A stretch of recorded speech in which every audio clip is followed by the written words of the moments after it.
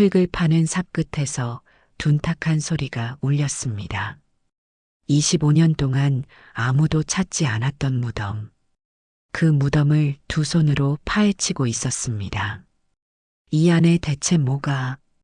관을 드러내는 순간 땅속 깊은 어둠 속에서 스르륵 기이한 소리가 귓가를 핥히듯 스쳤습니다. 그때였습니다. 관 사이 틈새를 타고 기어나오는 검은 형체. 아니, 그건 단순한 뱀이 아니었습니다. 머리가 두 개 달린 뱀. 하나는 준서 씨를 노려보고 다른 하나는 하늘을 올려다보고 있었습니다. 마치 이 세상과 저 세상을 동시에 감시하듯 숨을 쉴 수 없었습니다. 누군가의 한과 원이 그 조용한 무덤 속에서 꿈틀거리며 지금 막 깨어나고 있었습니다. 이야기 시작 전에 좋아요 버튼 한 번씩 꾹 눌러주세요. 채널 운영에 많은 도움이 됩니다. 그럼 이야기 시작하겠습니다. 이소영은 젊다는 말이 무색할 만큼 그녀의 눈동자엔 이미 세월의 먼지가 내려앉아 있었어요. 부모님은 소영이 아주 어릴 때 불의의 사고로 함께 세상을 떠났고 이후 친척 집을 전전하며 어린 나이에 눈치를 익히는 법부터 배워야 했습니다. 방마다 다른 규칙, 식탁마다 다른 온도, 그리고 가족이라 부르기엔 어색했던 사람들 사이에서 내 자리가 어디인지를 점점 잊어갔습니다. 결국 고등학교 졸업도 채 하지 못한 채 고아원 생활 끝에 짐 하나 달랑 들고 서울로 향하게 되었어요. 명동의 골목 깊숙한 곳, 조용한 다방 한쪽에서 소영은 찻잔을 닦으며 하루하루를 버텼습니다. 눅눅한 담배 냄새와 전날 술 기운이 덜 깬 손님들, 거스름돈이 다르다고 호통치는 여사님들 틈에서 소영은 조용히 고개를 숙인 채 묵묵히 일을 했어요. 창문 하나 없는 쪽방에서 새벽 라면 한 그릇으로 허기를 달래면서도 언젠가 나아질 거라는 희망 하나로 버티며 살았습니다. 그러다 그녀의 세상에 반짝이는 한 사람이 찾아왔습니다. 김재혁이라는 이름을 가진 남자였어요. 삼성동 건설회사 회장의 아들이라고 했고 말끔한 수트에 구두까지 먼지 하나 없이 반짝였죠. 그가 타고 다니던 BMW 한 대 가격이 소영의 10년치 월급과 맞먹는다는 말이 사람들 입에 오르내리기도 했습니다. 그 시절엔 휴대전화도 흔하지 않았기 때문에 재혁은 다방으로 전화를 걸어 직접 소영을 찾았습니다. 소영 씨 좀 바꿔주세요. 그 말에 그녀는 수화기를 들고 잠시 멈칫했어요. 낯선 목소리, 낮은 톤, 하지만 확실하게 이름을 불러주는 따뜻함이 담겨 있었습니다. 소영에게 그 남자는 계절 같았습니다. 찬바람만 불던 쪽방 같은 인생의 처음으로 따스한 볕을 들이민 봄이었고 처음으로 누군가가 자신을 바라봐주는 눈빛에 마음이 풀어지던 시간이었어요.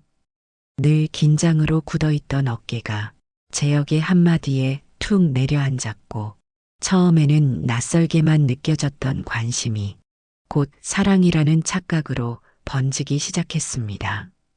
그녀는 스스로를 사랑받을 수 없는 사람이라 믿고 있었어요.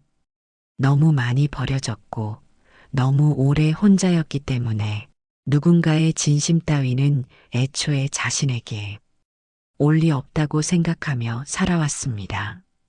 하지만 재혁은 그런 그녀의 속을 들여다보는 듯 다정했고 다가오는 걸 두려워하지 않았습니다. 그의 말 한마디는 마치 주문 같았고 매번 그에게 끌려가는 감정을 막기에는 그녀의 삶이 너무 외로웠습니다. 처음엔 조심스러웠습니다. 그가 전화를 걸어주면 수화기를 들고도 숨을 크게 들이마시며 이게 잘못된 기대는 아닐까, 자기만 착각하는 건 아닐까 두려워했어요. 그러나 시간이 지날수록 그는 더 자주 다방에 나타났고 소영은 조금씩 미소를 짓게 되었죠. 한 달쯤 되었을까요? 재혁은 퇴근 시간에 맞춰 다방 근처에서 기다렸다가 조용히 손목을 잡고 말했습니다. 오늘은 나랑 바다 보러 가요. 그날 밤 두 사람은 서울 외곽의 한 바닷가로 향했습니다. 소영은 바다를 본 것이 처음이었습니다. 아득하게 펼쳐진 수평선을 보며 처음으로 가슴속이 뻥 뚫리는 듯한 기분을 느꼈어요.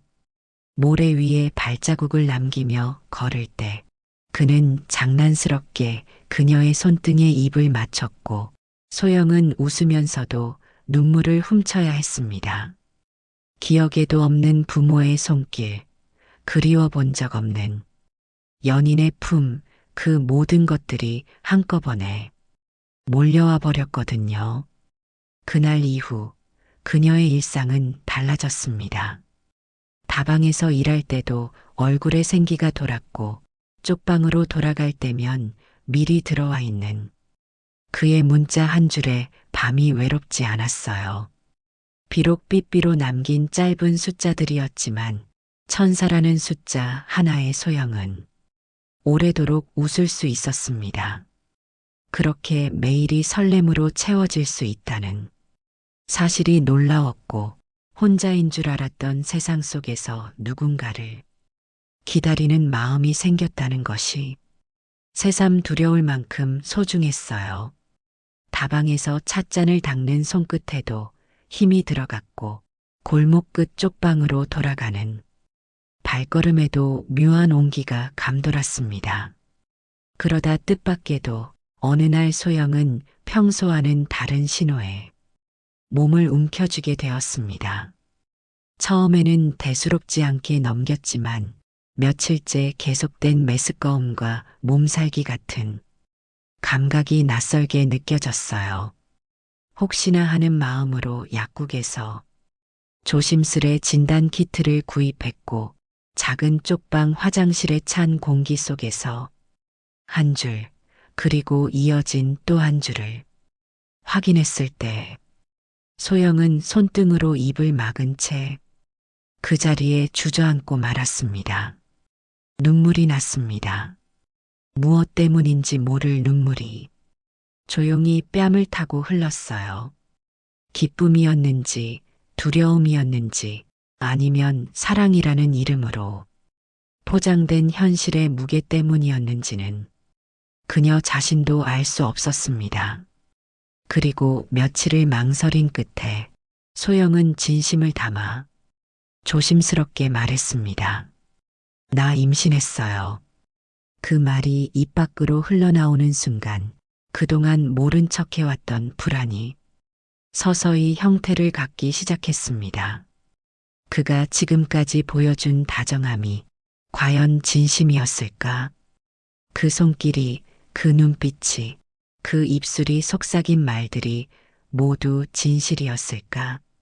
하지만 그의 대답은 소영의 모든 희망을 찢어놓기에 충분했습니다.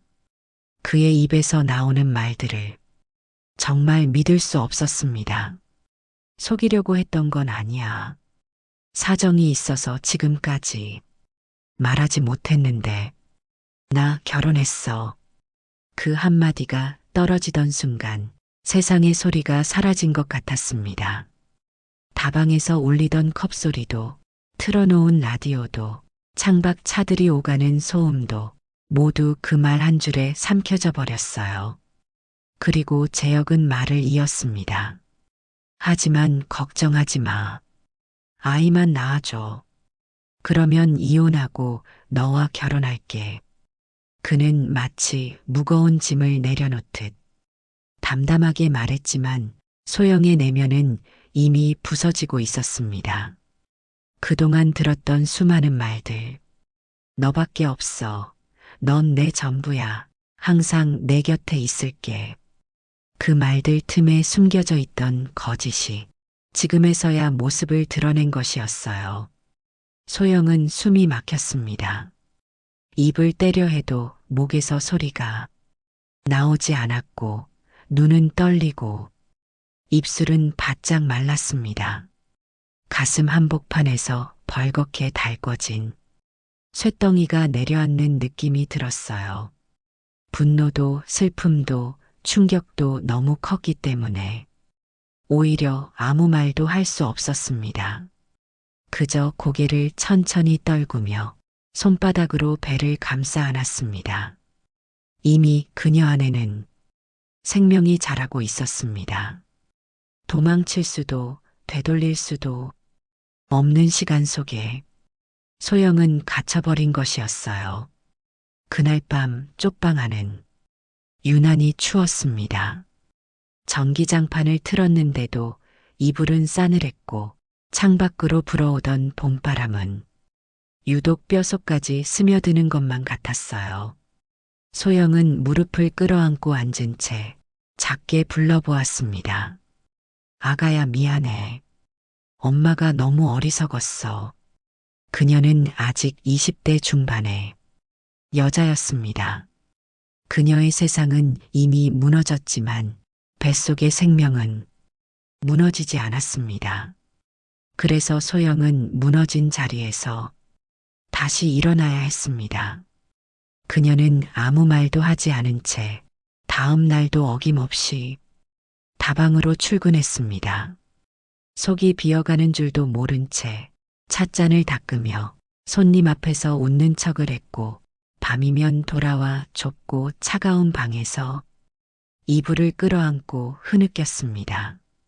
그 모든 시간이 지나고 나면 그가 약속한 그 결혼이 정말 올 거라고 한편에선 바라고 있었는지도 모릅니다. 그녀는 아직 세상을 다 믿어서는 안 된다는 것을 다 배우지 못한 사람이었으니까요. 1996년 3월 15일. 하필이면 봄을 재촉하는 비가 추적추적 내리던 그날, 소영은 서울 변두리의 허름한 산부인과 병원 침대 위에서 진통으로 온몸을 부르르 떨고 있었습니다. 진통은 예상보다 빨랐고 간호사는 구형 담요를 더 씌워주며 곧이에요라는 말을 되풀이했지만 소영은 정신이 아득해지는 고통 속에서도 한 가지 생각만 되뇌었습니다. 아이만 낳으면 그가 돌아올 거야. 우리 다시 시작할 수 있을 거야. 그리고 결국 찢어질 듯한 고통 끝에 첫째 아이가 힘찬 울음소리를 터뜨리며 세상 밖으로 나왔습니다. 의사가 아이를 높이 들어올릴 때 소영은 그 울음소리 하나에 숨을 들이켰고 눈물을 삼켰습니다. 준서 우리 아들. 하지만 기쁨은 오래가지 않았습니다. 곧이어 나온 둘째 아이 준호는 울지를 않았고 그 작은 몸은 이상할 정도로 푸르스름하게 질려 있었습니다. 간호사들의 손놀림이 바빠졌고 의사는 이마에 땀을 흘리며 말했습니다. 아이가 조금 문제가 있어요.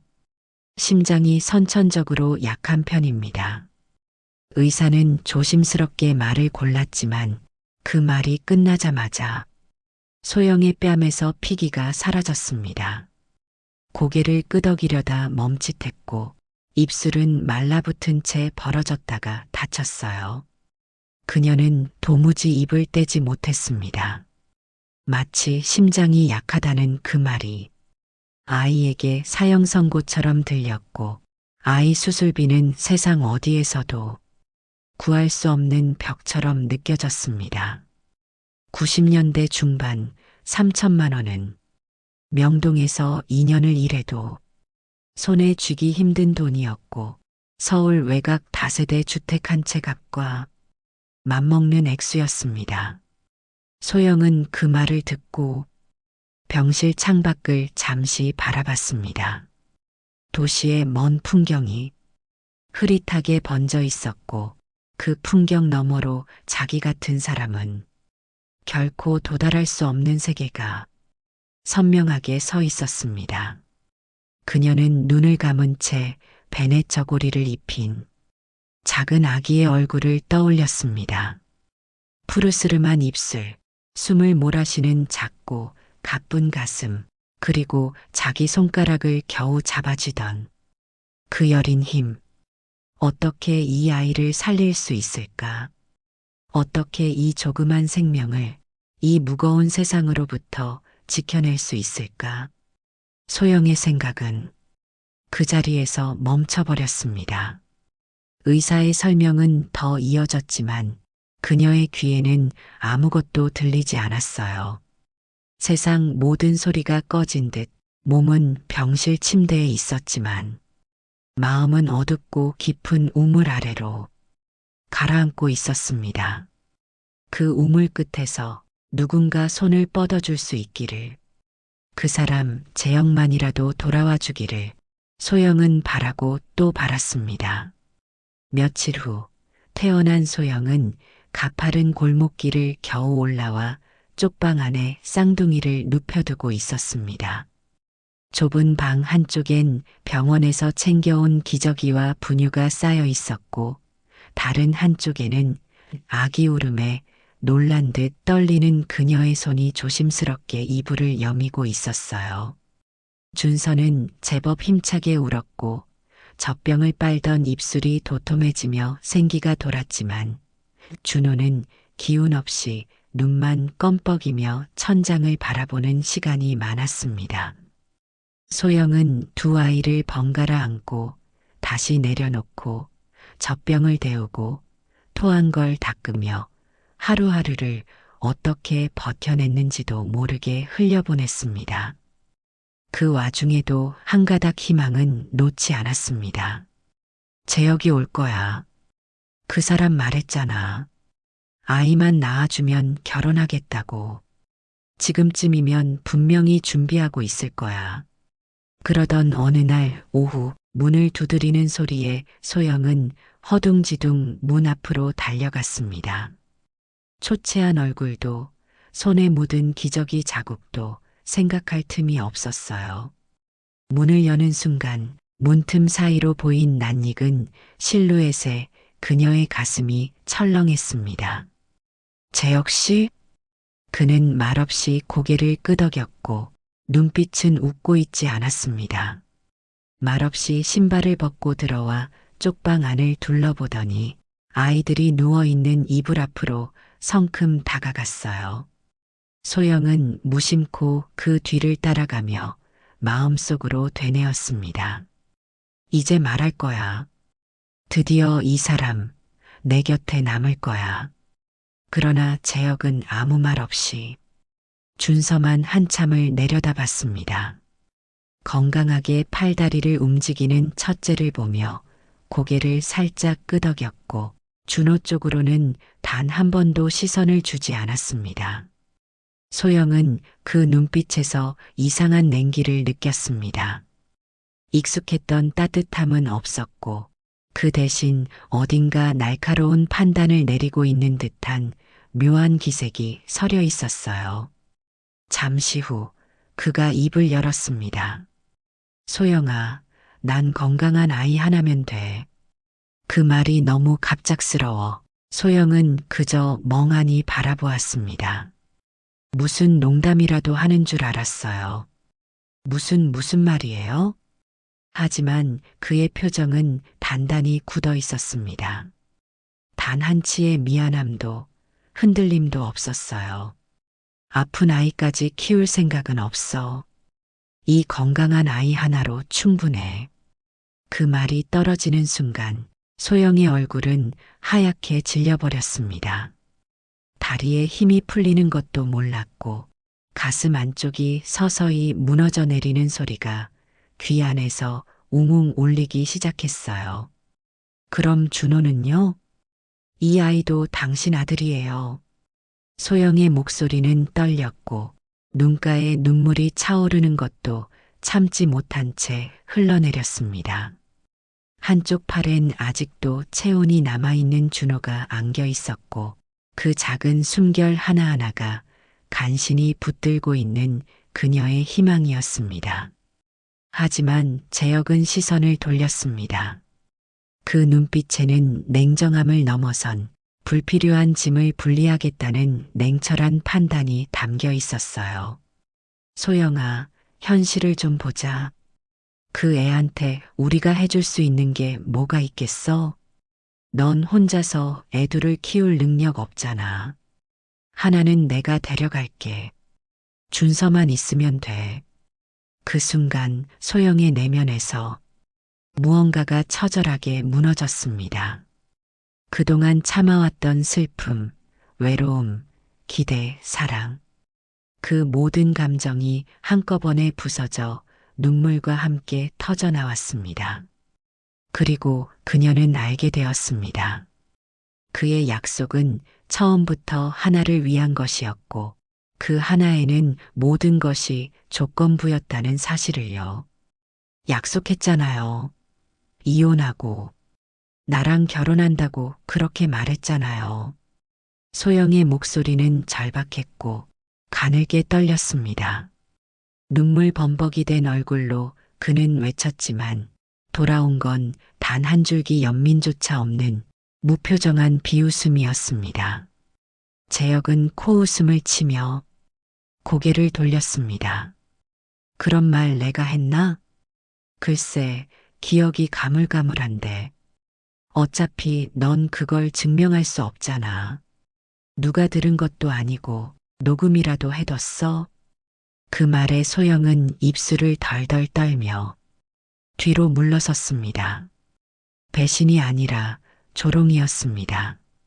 사랑을 가장한 욕망, 약속을 위장한 거래. 그의 말 한마디 한마디가 마치 비수처럼 가슴을 찔렀습니다. 어떻게 이럴 수가 있어요? 그녀가 힘없이 물었을 때 재혁은 오히려 그녀를 타이르는 듯한 목소리로 말을 이었습니다. 소영아, 현실적으로 생각해봐. 너 같은 애가 나랑 결혼한다는 게 말이 돼? 넌 그냥 애만 낳아주면 됐어. 건강한 아이 하나만. 그는 아무렇지도 않게 아이 앞으로 다가가 준서를 조심스레 안았습니다. 준서는 아버지의 품을 처음 만나는 듯 순하게 품에 안겼고 그 모습에 소영은 마치 자신의 심장이 뜯겨나가는 듯한 통증을 느꼈습니다. 이 아이는 내가 데려간다. 아픈 아이는 내가 알아서 해. 그 순간 소영은 무릎이 꺾이듯 주저앉아 울부짖었습니다. 두 팔로 그의 다리를 붙잡고 흐느끼며 외쳤습니다. 안 돼요.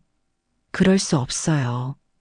준서는 준호도 두 아이 다 제 아들이에요. 당신도 똑같이 아버지잖아요. 하지만 재혁의 눈빛은 더 단단해졌습니다.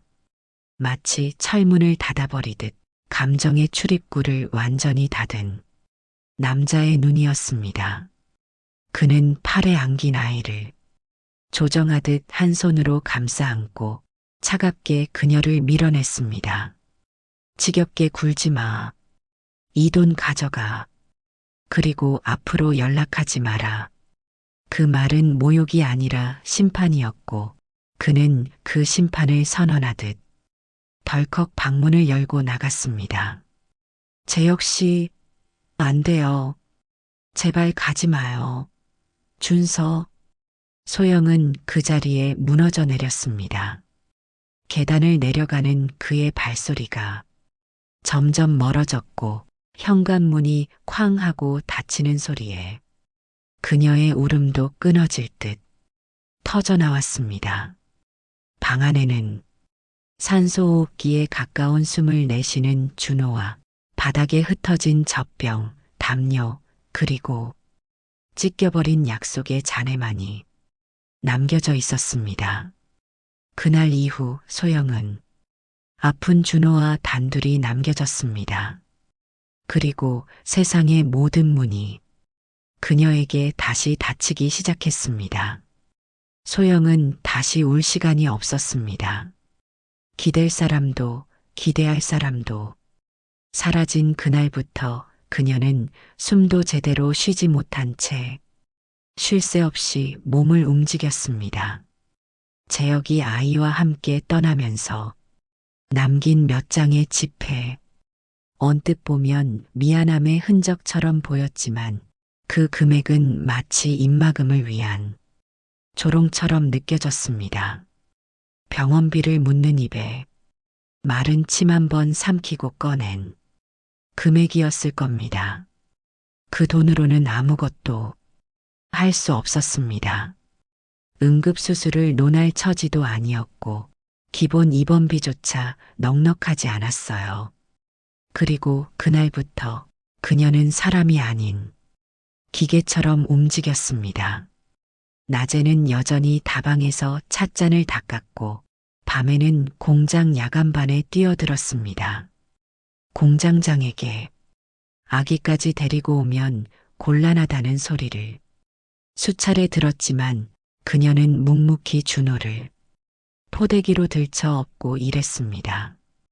기계 돌아가는 소음, 플라스틱 깎이는 냄새, 손가락이 부르트는 고통 속에서도 그녀는 아이의 가쁜 숨결만을 붙잡고 견뎌냈습니다.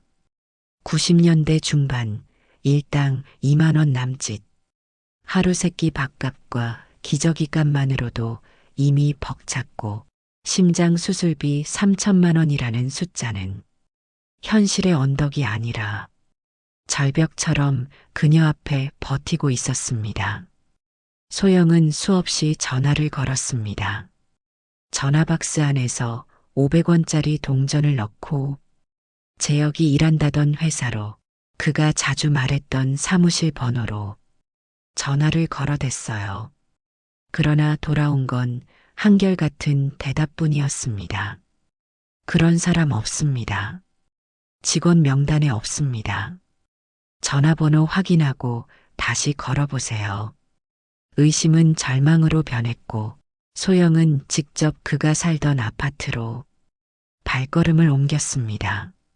삼성동 고급 빌라 단지. 사람들이 오가는 그 틈에서 초라한 행색의 여자가 아기를 안고 우두커니 서 있었습니다. 경비원은 매정하게 막아섰고 주민동의 없인 들릴 수 없다는 말만 반복했습니다. 소영은 울며 애원했지만 경비원은 눈길 한 번 주지 않았습니다. 그리고 그 뒤로는 재혁도 그의 가족도 세상 어디에서도 더는 모습을 드러내지 않았습니다. 준호의 기력은 점점 꺼져갔습니다. 젖병을 빨던 입술이 자주 파랗게 질렸고 숨소리는 점점 얕아졌습니다. 밤마다 소영은 준호의 가슴에 귀를 대고 아직 남아있는 심장 박동을 확인하며 하루만 더, 제발 하루만 더 버텨줘 하고 속으로 기도했어요. 그러나 1997년 1월 눈이 오던 어느 밤 작은 전기난로 하나로 버티던 쪽방 안에서 준호는 아주 조용히 숨을 멈췄습니다. 팔에 안긴 준호의 몸이 유난히 조용하다는 걸 느꼈을 때 소영은 무릎을 꿇고 아이를 흔들었습니다. 이름을 불렀고 젖병을 물려보려 했고 이불을 덮었다 걷었다 수없이 반복했지만 아이는 다시 눈을 뜨지 않았습니다. 그렇게 준호는 그 어린 나이에 세상을 등지고 말았습니다. 소영은 조그만 포대기에 쌓인 아이를 품에 안고 밤새도록 울었습니다. 눈물로 아이의 볼을 닦아내며 세상의 모든 소리와 온기로부터 멀어진 그 작은 몸을 꼭 안았습니다. 그 방 안에는 찬 바닥 위에 무릎 꿇은 한 여자와 조용히 식어버린 작은 생명만이 남겨져 있었습니다. 소영은 미쳐버렸습니다. 이성도 자존심도 더는 지킬 것이 없었습니다. 준호를 떠나보낸 날 이후 그녀는 매일 밤 재혁의 집 앞을 맴돌았습니다.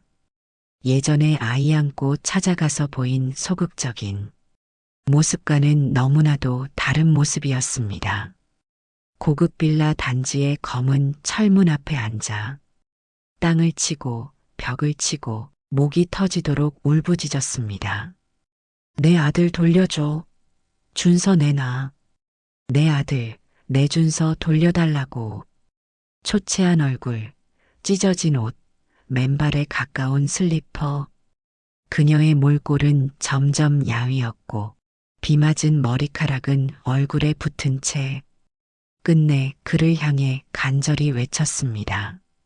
하지만 그 집 안에서는 커튼 하나 들추지 않았고 재혁의 가족은 경비원을 불러 그녀를 밀어냈습니다. 그 여자가 또 왔어요? 빨리 안 쫓아냅니까? 경비는 마치 동물 쫓듯 소리쳤고 소영은 바닥에 주저앉은 채 두 손으로 머리를 쥐어뜯으며 울었습니다. 그녀의 울음은 절규였고 그 소리는 이른 새벽 고급 주택가 전체에 울려 퍼졌습니다. 그러나 그날도 그 다음 날도 누구 하나 그녀를 불쌍하다 말해주지 않았습니다. 오히려 사람들은 창문을 살짝 열어보며 수군거렸습니다. 또 저 여자야? 정신 나갔네. 저래놓고 왜 애를 낳았대? 그녀는 세상의 동정마저 잃어버렸습니다. 도와달라는 말조차 할 수 없을 만큼 이미 사람들의 눈엔 그저 미친 여자였습니다. 그리고 그렇게 몇 날이 지나고 겨울비와 눈이 번갈아 쏟아지던 깊은 밤, 소영은 더 이상 돌아오지 않았습니다. 다방 사장은 며칠째 출근하지 않는 그녀가 걱정돼 경찰에 신고했고 쪽방촌에 도착한 순경들은 문을 억지로 열어젖혔습니다. 방 안에는 조그마한 연탄 난로가 넘어져 있었고 그 곁에 소영이 누워 있었습니다. 눈은 감긴 채 입술은 퍼렇게 질려 있었고 그 품에는 작게 접힌 준호의 베넷저고리가 꼭 끌어안겨 있었어요. 그녀의 마지막 모습은 너무도 고요했고 너무도 쓸쓸했습니다. 가족은 없었습니다. 그녀를 찾는 이도, 그녀를 기다리는 이도 없었어요. 동사무소에서는 무용고자로 분류해 시신을 공영 납골당으로 옮기려 했지만 신원 확인 과정에서 재혁의 이름이 기록으로 떠올랐습니다. 그제서야 재혁이 나타났습니다. 몸에는 고급 외투를 입고 손목시계는 여전히 반짝였으며 그 눈은 아무 일도 없었다는 듯 평온했습니다. 그냥 조용히 처리해 주세요. 간단하게, 조용하게. 그는 담당 공무원에게 이렇게 말했고 돈을 쥐어주며 단호하게 덧붙였습니다. 시끄럽게 만들지 말고 기록도 자세히 남기지 마세요. 그리고 그는 소영과 준호의 시신을 경기도 변두리 야산에 묘지 하나 없이 묻어버렸습니다. 비석도 이름도 위치도 없이 두 사람은 그렇게 세상에서 사라졌습니다. 누가 와서 꽃 한 송이 꽂을 자리조차 없었습니다. 아무도 몰랐습니다. 그 여자가 얼마나 사랑했는지, 얼마나 애를 썼는지, 얼마나 지독하게 살아보려 했는지를. 그냥 미친 여자 한 명이 세상을 떠났다는 소식만이 세상 구석에 쓸쓸하게 스쳐갔을 뿐이었습니다. 준서는 이제 김준서라는 이름으로 법적으로도 사회적으로도 완벽하게 김재혁의 아들로 살아가고 있었습니다. 출생신고는 재혁이 직접 처리했기에 준서의 모든 과거는 재단된 진실 위에 세워져 있었고 그 누구도 그가 한때 쪽방에서 태어난 사내 아이였다는 사실을 알지 못했습니다. 명문 중학교, 특목고, 그리고 국내 최고 대학 경영학과. 그의 이력서에는 결점 하나 없었고, 그의 주변 사람들은 준서는 태어날 때부터 금수저였다는 말을 서슴지 않았습니다. 재역의 자금력과 철저한 계획 아래 준서는 부유하면서도 깔끔한 외모와 성실한 태도를 갖춘 완성형 아들로 길러졌습니다. 90년대 후반 대한민국이 IMF 외환위기로 흔들릴 때에도 재역의 건설회사는 해외 자본과의 제휴로 안정적인 수익을 유지했고 그 덕에 준서는 한 번도 절약하라는 말조차 들어본 적이 없었어요. 그는 어려움을 모르고 자란 세대였고 고통이란 단어를 책에서나 배운 아이였습니다. 대학 졸업 후 곧장 재역의 회사로 입사한 준서는 부친의 후광에 안주하지 않고 열심히 일했습니다. 그는 자신이 유복한 가정에서 태어나 사랑받고 자랐다고 믿었습니다. 부모의 결혼 사진은 거실벽에 액자처럼 걸려 있었고 어머니라 불리는 여인은 언제나 고운 옷을 입고 우리 준서는 참 잘 컸다고 웃어주었습니다. 단 한 번도 의심해 본 적 없었습니다. 자신의 이름 아래 숨겨진 진짜 과거를, 자신이 껴안았어야 했던 또 다른 심장을, 그리고 그 모든 것 위에서 한 여인이 어떤 절망으로 무너졌는지를. 그는 그저 성공한 아버지의 아들이었고 그 길을 그대로 따라가고 있을 뿐이었습니다. 하지만 27번째 생일을 지나면서부터였습니다. 완벽하게 설계된 인생 위를 걷고 있던 준서에게 설명할 수 없는 균열이 조금씩 생기기 시작한 것은 처음엔 단지 꿈이었습니다. 익숙하지 않은, 하지만 어딘가 깊숙이 각인되어 있는 풍경, 물에 잠긴 듯한 흐릿한 공간 속에서 자신과 똑같이 생긴 남자아이가 나타났습니다. 그 아이는 파란 입술로 무언가를 간절히 말하려 했지만 그 어떤 소리도 들리지 않았습니다. 입만 움직일 뿐 목소리는 끝내 닿지 않았어요. 그리고 그 옆에는 긴 머리를 늘어뜨린 한 여인이 서 있었습니다. 옷은 젖어 있었고 눈가는 퉁퉁 부어 있었으며 그녀는 흐느끼듯 울다가 준서를 향해 조심스럽게 손을 뻗었습니다. 말없이, 마치 애원하듯. 그 손끝에는 절절한 감정이 묻어 있었지만 정작 그는 뒤로 물러설 수밖에 없었습니다. 이유는 알 수 없었지만 그 여자의 눈빛이 무섭도록 슬퍼서 그 꿈은 단 하루도 빠짐없이 반복되었습니다. 처음엔 잠결의 잔상이라 생각했지만 며칠, 몇 주가 지나면서 그건 더 이상 단순한 꿈이라 말할 수 없게 되었어요. 그리고 꿈은 곧 현실을 잠식해 들어오기 시작했습니다. 회의를 마치고 혼자 남은 사무실, 형광등 불빛 아래 아무도 없는 공간에서 갑자기 울음소리가 들려왔습니다. 처음엔 환청이라 생각했지만 그 소리는 분명 어린아이의 것이었고 너무 생생해서 도무지 무시할 수가 없었습니다. 거울 앞에 설 때마다 자신의 모습이 순간적으로 두 개로 보였습니다. 정확히 말하면 거울 속 한쪽의 그 준서는 자신보다 조금 더 말랐고 어딘가 아픈 듯한 표정을 짓고 있었습니다.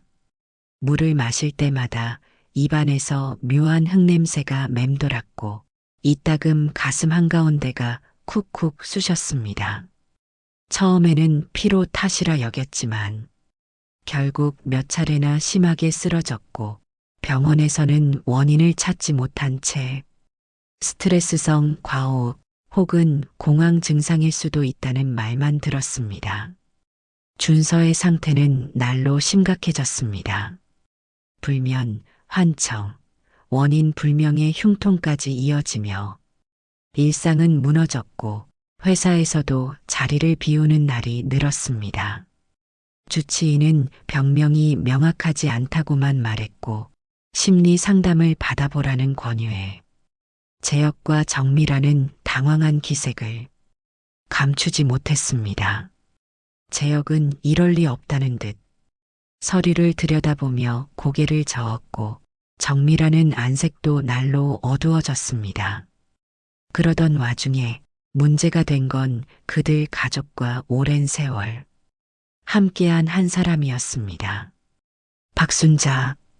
김가에서 가정부로 일해온 말없이 묵묵히 제 일을 해내던 중년 여인은 준서가 태어나기 전부터 그 집에 몸을 담고 있었습니다.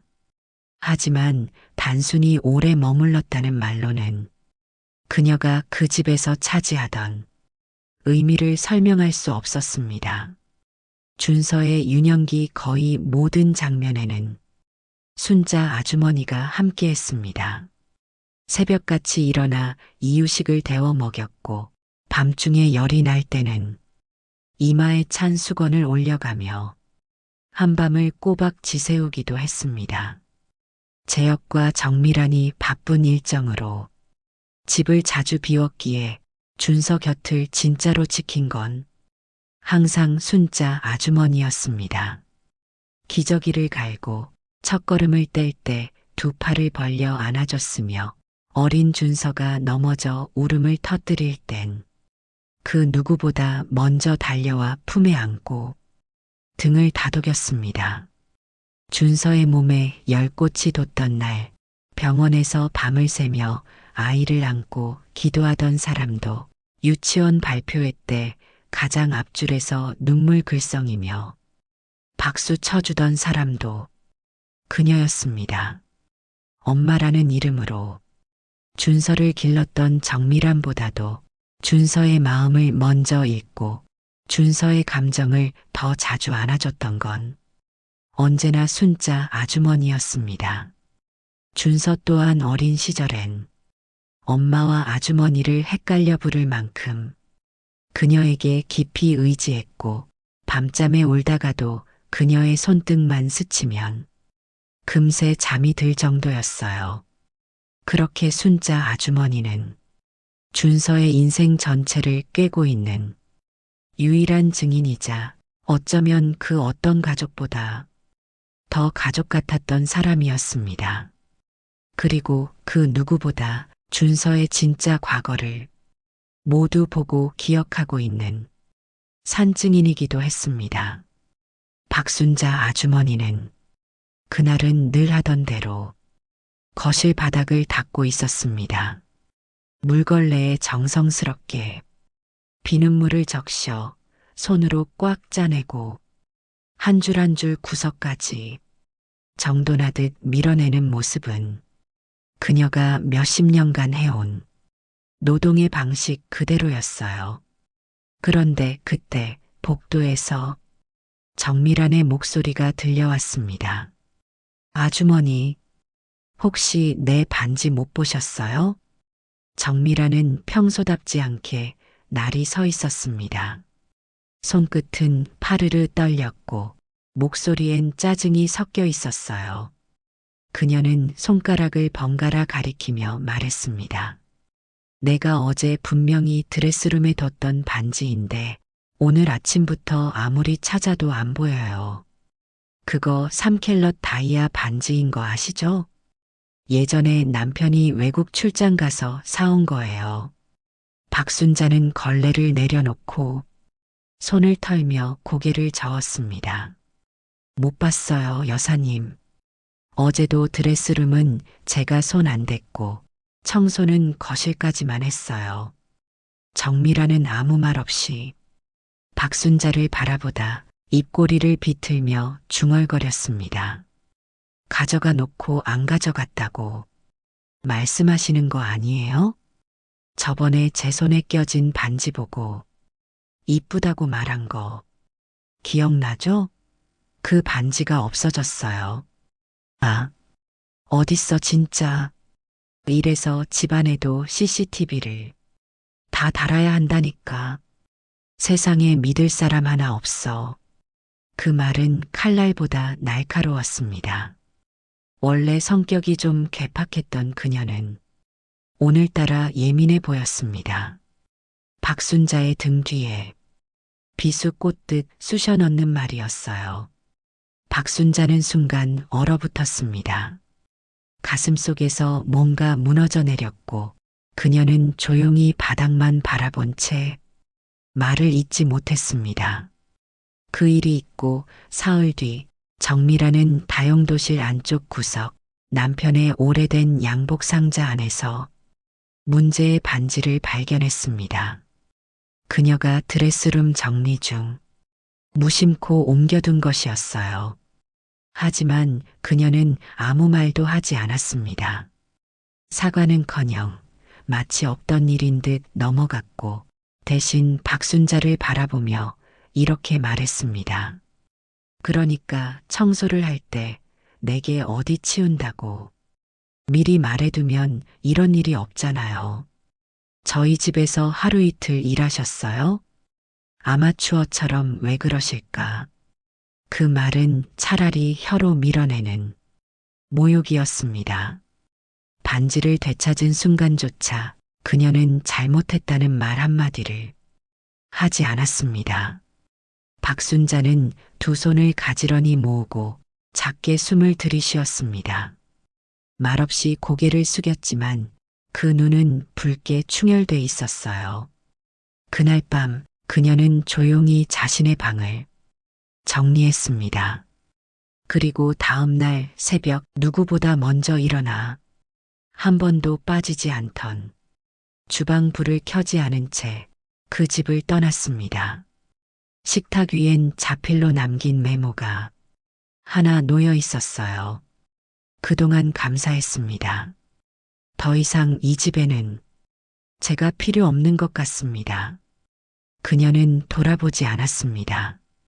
단 한 번도 뒤돌아보지 않고 그 집 앞 담벼락을 벗어났습니다. 그리고 며칠 뒤 준서는 뜻밖의 메모 한 장을 받게 되었습니다. 보낸 이의 이름은 적혀 있지 않았지만 삐뚤한 손글씨만으로 그는 누군지 곧장 알 수 있었습니다. 박순자 아주머니. 어릴 적 자신을 업고 재웠던 엄마보다도 더 많이 곁에 있어준 사람이었습니다. 메모에는 짧은 문장이 적혀 있었습니다.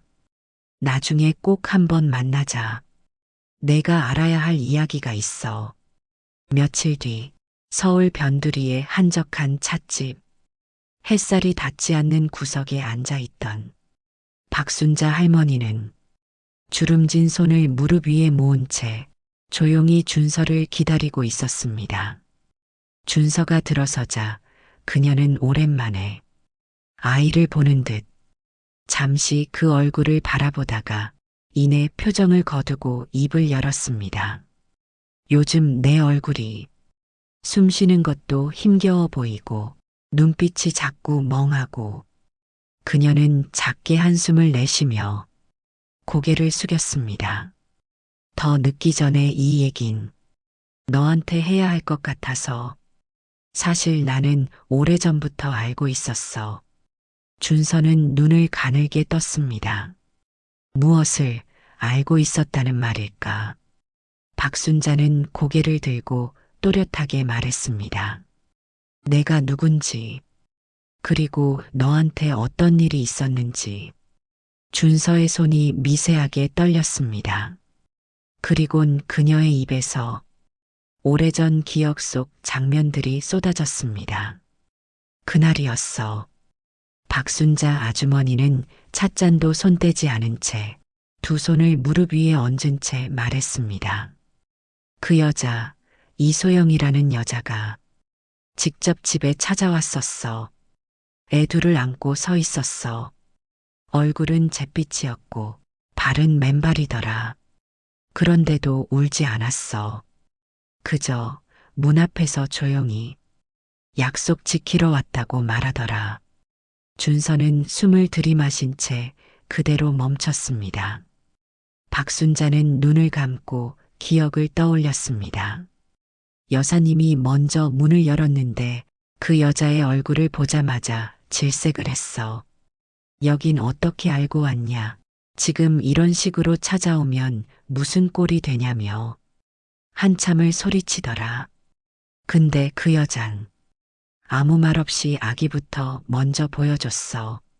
하나는 울고 있었고 하나는 눈빛이 멍하더라. 지금 생각하면 그때부터 몸이 안 좋았던 거야. 그 아이는 박순자는 손등을 꽉 움켜쥐며 말을 이었습니다. 그 여자 그 자리에서 말했어. 이 아이 재혁 씨 아이예요. 그 사람이 그랬어요. 아이만 낳아주면 이혼하고 나랑 결혼하겠다고. 그래서 여기까지 온 거예요. 그 말이 떨어지자 여사님 얼굴이 확 변했지. 마치 뭔가 무너지는 소리 마냥.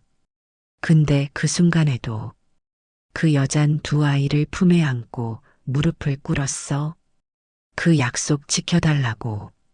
내가 바라는 건 그거 하나뿐이라고. 그렇게 말하면서 울지도 않았어. 그냥 눈물이 흐르기만 했지. 그게 더 무서웠어. 너무 조용해서. 박순자는 떨리는 목소리를 눌러가며 덧붙였습니다. 그리고 며칠 지나서 사장님이 돌아왔고 사장님은 아이 하나만 안고 왔어. 그게 너야, 준서야. 준서는 고개를 푹 숙였습니다. 박순자의 말이 단순한 추측이 아니라 말 그대로 그 순간을 지켜본 유일한 산증인의 증언이란 걸 그는 본능적으로 알아차리고 있었습니다. 박순자는 그날의 밤 공기까지도 생생히 기억하고 있었습니다. 근데 며칠 지나고 나서 그 여자가 또 왔었어. 준서의 심장이 쿵 하고 무겁게 내려앉았습니다. 그날은 새벽이었어. 대문 초인종을 누르지도 못하고 아이를 안고 다시 찾아왔더라. 근데 그땐 재혁 씨도 여사님도 아예 문을 열어주지 않았어. 심지어 경비실에다 전화해서 못 들어오게 막았지. 박순자의 입술이 바르르 떨렸습니다. 그 여자는 두어 시간은 서 있었던 것 같아. 겨울 새벽이었는데 그 아픈 애를 안고 얼어붙은 돌계단에 앉아서 기다리다가 결국 돌아갔어. 그게 마지막이었어. 그 후로는 아예 발길이 끊겼지. 조용했던 찻집 안에 시간이 멈춘 듯한 정적이 흘렀고 준서는 등을 타고 흐르는 식은땀이 젖은 셔츠를 밀착시키는 것도 모른 채 두 손을 무릎에 올려 눌렀습니다. 몇 달 뒤였어. 신문 사회면에서 작게 봤어. 연탄가스 중독. 20대 여성, 생후 8개월 아기와 함께 사망. 박순자의 시선은 허공 어딘가를 꿰뚫어 보듯 떠 있었습니다. 이름 이소영. 나는 그 이름을 평생 못 잊어. 그 얼굴도 그 품에 안겨있던 아기의 힘없는 손가락도. 그녀는 잠시 입을 닫았다가 마지막으로 또렷이 덧붙였습니다. 너한텐 아무도 말해주지 않았지. 그 여자가, 그 아이가 너한테 어떤 사람이었는지. 그 사람들은 다 잊은 척하며 살았고 넌 태어날 때부터 거짓 위에서 자란 거야. 준서는 의자에 앉은 채 눈을 감았습니다. 머릿속에 늘 맴돌던 그 설명할 수 없던 고통과 혼란. 입 안가득 번지던 흙맛, 누군가 자꾸 자신의 심장을 잡아끄는 듯한 그 감각. 이제야 그 모든 퍼즐이 맞춰지고 있었습니다. 박순자는 마지막 말을 꺼냈습니다. 정밀한 여사님은 그때 이후 애를 못 가졌어. 그 일 때문인지 원래 체질 때문인진 모르지만 결국 너 하나만 남게 됐지. 그 집안은 모든 걸 덮고 너만 안고 살았던 거야. 마치 아무 일 없었던 것처럼 준서의 숨이 멎는 듯 멈춰섰습니다. 그의 기억 저편에서 흐릿하게 스쳐가던 어딘가 어두운 물속 같은 꿈, 입술이 파랗던 아이, 그 곁에 서서 울고 있던 긴 머리 여인. 그 얼굴이 처음으로 이름을 가졌습니다. 이소영, 엄마. 그 순간 준서는 자신이 잊고 있던 과거가 아니라 단 한 번도 알지 못했던 과거를 지금 막 마주하고 있다는 사실을 깨달았습니다. 준서는 말이 나오지 않았습니다. 오른손은 테이블 아래로 내려가 무릎을 움켜쥐었고 심장은 불규칙하게 뛰고 있었으며 머릿속에선 이유도 모른 채 떠올랐던 꿈속 여인의 얼굴이 이제야 이름을 얻는 듯 또렷해졌습니다. 그리고 박순자 아주머니는 마지막으로 머뭇거리며 가방 속 깊숙이 접어넣었던 종이 쪽지 하나를 꺼냈습니다. 구겨진 A사 용지 귀퉁이엔 삐뚤빼뚤한 글씨로 주소 하나가 적혀 있었고 그 아래엔 아주 작게 묘지 뒤편 돌무더기 근처 나무 세 그루 사이라는 말이 덧붙여져 있었습니다. 여기야. 그 사람들 소영이하고 준호. 그 둘 거기 묻혀 있어. 비석도 없어. 그냥 돌 몇 개 쌓아놓은 게 전부야. 그 말을 듣는 순간 준서의 안에서 무언가가 찢어지는 듯한 감각이 퍼졌습니다. 그날 이후 그는 더는 단 하루도 평범하게 살 수 없다는 걸 몸이 먼저 알고 있었는지도 몰랐습니다. 며칠 뒤 준서는 조용히 차를 몰아 순자가 알려준 그 야산으로 향했습니다. 경기도 외곽 지도에조차 정확히 찍히지 않는 자그마한 산등성이 산이라기보다는 그냥 풀과 나무들이 자란 구릉지였고 가까이 있는 농가에서도 사람 그림자 하나 보이지 않는 외진 곳이었습니다. 그는 차에서 내려 낙엽을 밟으며 천천히 언덕길을 올랐습니다. 순자가 말한 세 그루의 나무, 그 뒤편, 그리고 정말로 거기 무너진 돌담처럼 허술하게 쌓인 초라한 무덤 하나가 있었습니다. 비석도 없고 이름도 없고 제사 흔적 하나 없이 버려진 그 자리엔 바람에 쓰러진 꽃잎조차 아무도 다시 세워준 흔적이 없었습니다. 아무도 기억하지 않는 무덤, 세상의 어느 기록에도 남지 않은 생명들의 마지막 자리였습니다. 준서는 그 앞에 멈춰 섰습니다. 숨이 턱에서 걸렸고 가슴 한가운데가 쥐어짜이듯 저릿해졌습니다. 그는 무릎을 꿇고 천천히 손을 뻗어 돌 하나를 쓰다듬었습니다. 그 표면은 거칠고 차가웠지만 어디서도 느껴보지 못했던 이상할 정도로 익숙한 온기가 손끝에 스며들었습니다. 여기였구나. 여기가 엄마와 동생이 묻힌 곳이었구나. 그는 조용히 눈을 감고 입을 굳게 다문 채 한참을 그 자리에 앉아 있었습니다. 세상에서 처음 느껴보는 그러나 어쩌면 너무 늦게 알게 된 핏줄의 울림이 그 초라한 무덤 앞에서 그를 무너뜨리고 있었습니다. 하지만 그날 야산을 다녀온 이후 준서의 삶은 더 이상 예전으로 돌아가지 않았습니다. 이상한 일들이 점점 더 자주, 더 깊게, 더 또렷하게 벌어졌습니다. 잠을 자다가도 갑자기 몸이 식어 얼음장처럼 식은 땀에 젖었고 거울을 볼 때마다 뒤편에 누군가가 서 있는 것 같아 돌아봤지만 늘 아무도 없었습니다. 집 안에선 분명히 혼자 있는데도 문 밖에서 발소리가 또각또각 울리곤 했습니다. 그는 결국 부모를 찾아가 따지고 묻는 것조차 하지 못한 채 그 모든 이상함과 두려움에 쫓기듯 한적한 동네에 있다는 무속인을 찾아갔습니다. 작은 사당, 빨간 고무대야에 부적이 담겨 있었고 천장에는 누렇게 바랜 종이 등이 달려 있었어요. 무속인은 준서의 얼굴을 보자마자 한동안 말이 없었습니다. 그저 눈을 가늘게 뜨고 손가락 끝으로 그의 이마를 짚더니 입술을 삐죽이며 말했습니다.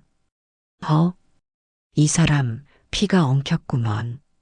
무속인은 고개를 숙여 종이 위에 숫자 몇 개를 적고 그걸 손끝으로 천천히 짚으며 말을 이었습니다. 지금 네 나이가 28. 맞제? 네. 네 엄마가 죽은 나이도 그때요. 그 나이, 그 달, 그 시간.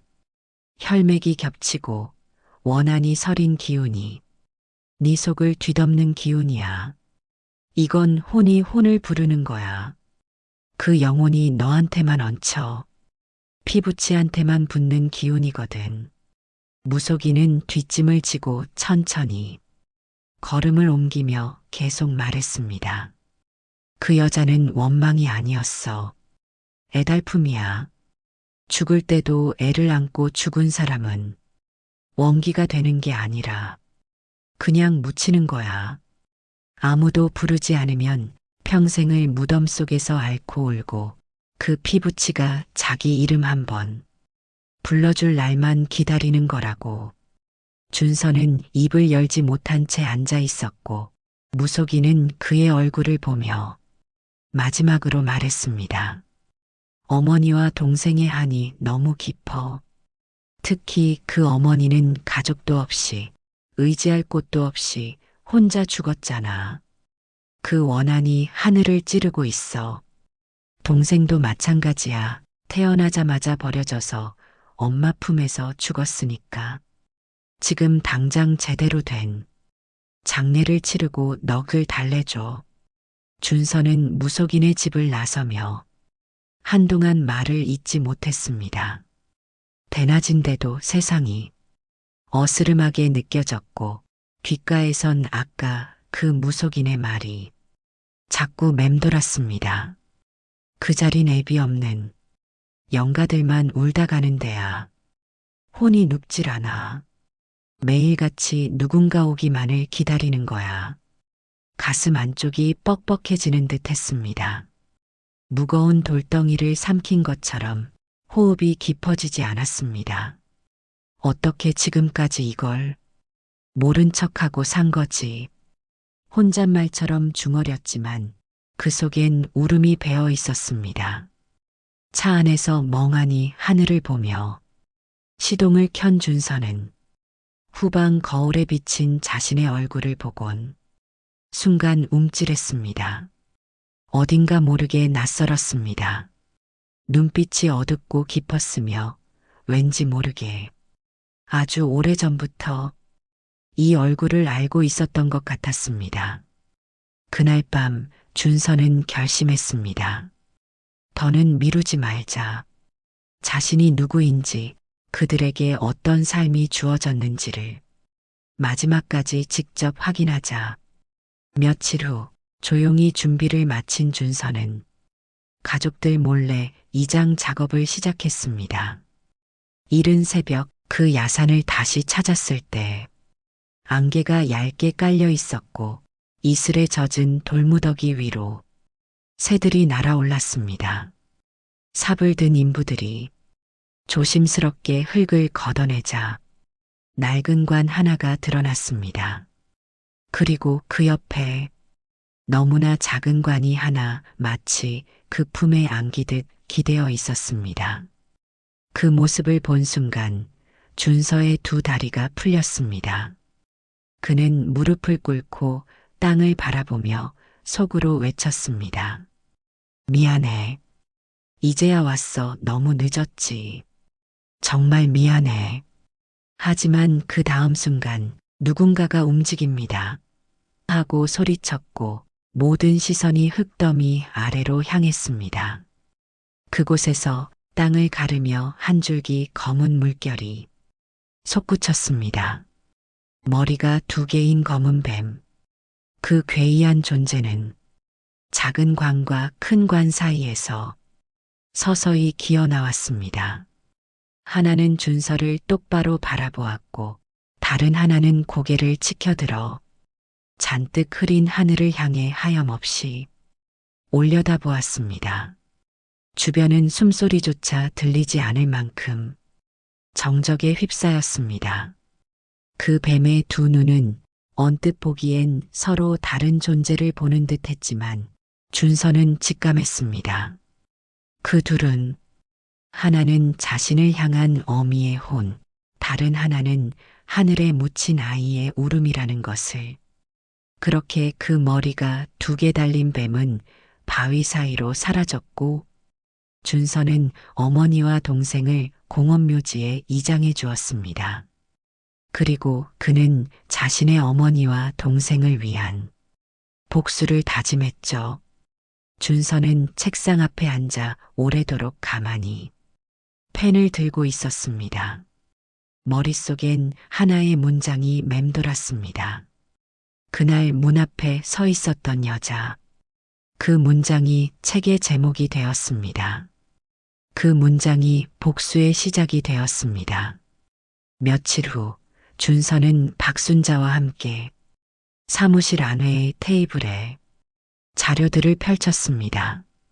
출생기록, 장례기록, 연탄가스 기사 복사본, 박순자의 진술서, 병원 기록, 그리고 오래전 사라졌던 사진까지. 정확한 연도, 장소, 인물 이름, 정황까지 맞물려 하나의 흐름을 이루었습니다. 이건 그냥 슬픈 이야기가 아닙니다. 이건 누군가에게 책임을 물어야 할 이야기입니다. 준서는 출판사에 기획안을 제출하고 한 언론사와 인터뷰 약속을 잡았습니다. 인터뷰 당일 그는 기자 앞에 앉아 담담히 말했습니다. 세상엔 억울하게 죽은 사람이 너무 많습니다. 근데 더 무서운 건 그 죽음을 기억하는 사람도 증명해주는 사람도 없을 때입니다.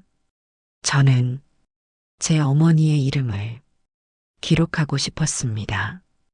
그 이름이 사라지지 않도록요. 책이 출간되자 예상치 못한 반응이 이어졌습니다. 정일그룹 장남의 충격 고백, IMF 시절 재벌가 뒤편에 사라진 여자, 죽은 아이의 형이 세상에 묻는다. 준서는 이사직에서 자진 사퇴했습니다.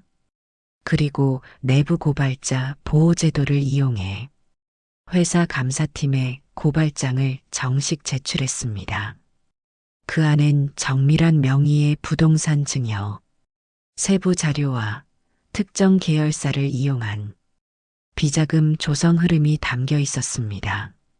며칠 뒤 정미라는 대학병원 VIP 병동에 입원했습니다.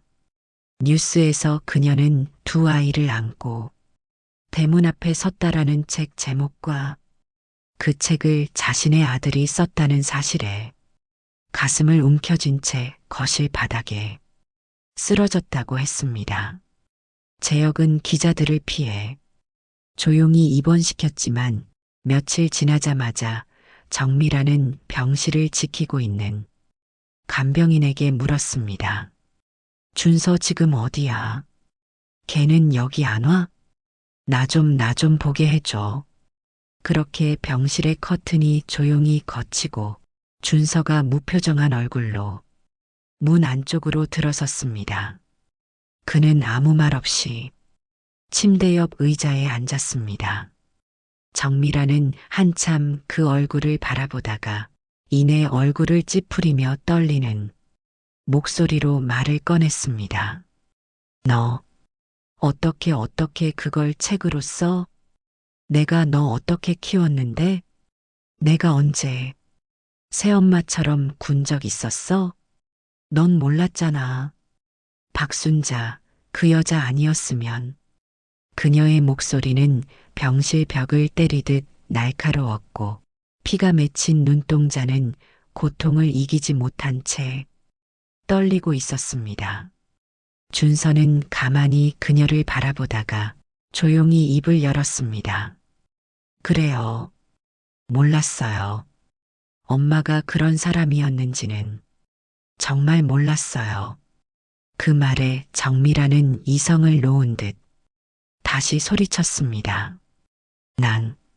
난 최선을 다했어. 그리고 결혼한 걸 모르고 있었다는 게 말이 돼? 자기 주제를 알아야지. 애 생겼다고 애떡하니 안고 와서는 나보고 뭘 했는 줄 알아? 이혼하라더라. 그게 말이 된다고 생각하니? 그래도 난 대인배처럼 아이 하나는 우리가 맡아서 키워줬어. 그리고 그 여자는 운이 없어 죽은 거고. 그게 내 잘못이야? 오히려 나한테 고마워해야 하는 거 아니냐고. 준서는 천천히 일어나 병실의 문 쪽으로 걸어갔습니다. 손잡이를 잡기 직전 마지막으로 뒤를 돌아보며 말했습니다. 그건 엄마를 위한 최선이었겠죠. 끝까지 거짓말이네요, 엄마는. 엄마가 지키고 싶었던 자리, 엄마가 갖고 싶었던 인생. 하지만 그 속에서 어떤 사람은 삶을 버렸어요. 그리고 어떤 사람은 태어나자마자 죽었고요. 그 말이 끝나자 병실은 깊은 침묵에 잠겼습니다. 정미라는 소리 없이 울었습니다. 눈물이 흘렀지만 아무도 그 눈물을 닦아주지 않았습니다. 이후 정미라는 병실에 누운 채 더 이상 아무 말도 하지 않습니다. 기억은 남아 있었지만 사람은 더 이상 변하지 않았습니다. 하지만 복수는 끝내 준서의 손이 아닌 세상의 손으로 이루어졌습니다. 정재혁이 이끄는 건설회사는 무리한 외주와 뒷돈거래로 불안한 균형 위에 아슬하게 서 있었습니다. 그 불안은 한순간에 무너졌습니다. 하청 노동자의 사망사고, 불법 하도급 적발, 그리고 마침내 터진 대형 아파트 붕괴 사건. 언론은 그의 이름을 하루가 멀다 하고 내걸었고 주가는 연일 폭락했습니다. 그리고 그 즈음 정재혁 본인도 회의실에서 쓰러졌습니다. 급성 뇌졸중이었고 왼쪽 팔다리는 다시는 움직이지 못했습니다. 병원비조차 감당할 수 없던 어느 날 정미라는 조용히 병실을 떠났습니다. 그녀는 이미 꽤 오래 전부터 재혁의 계좌에서 돈을 빼돌리고 있었고 그 돈을 들고 젊은 남자와 함께 해외로 도피한 뒤였습니다. 결국 정재혁은 혼자 남았습니다. 창문도 없는 요양병원 방 안에서 휠체어에 몸을 반쯤 누인 채 매일 같은 천장을 바라보며 하루를 보냈습니다. 누군가가 오기라도 바라듯 문 쪽으로 고개를 돌려보지만 그곳엔 아무도 없었습니다. 그날 이후로 준서는 매주 일요일이면 어김없이 꽃을 들고 공원묘지를 찾았습니다. 도심과 가까운 언덕 위 햇살이 잘 드는 곳에 나란히 선 두 기의 비석은 이제야 비로소 존재를 인정받은 듯 조용히 빛나고 있었습니다. 비석에는 정중한 글씨로 새겨져 있었습니다. 이소영, 사랑으로 두 아들을 품었습니다. 김준호, 작고 짧았지만 분명히 이 땅을 살아간 생명입니다. 그 앞에 앉아 있노라면 어느새 눈물이 고이기도 했지만 그 눈물은 예전처럼 쓰라리지 않았습니다. 어디선가 따뜻한 손이 등을 어루만져주는 듯한 느낌이 들었고 마음속 깊은 어둠이 조금씩 거치는 걸 느낄 수 있었습니다. 무엇보다도 이상하게도 그 이후로 준서를 괴롭히던 괴상한 꿈은 완전히 사라졌습니다.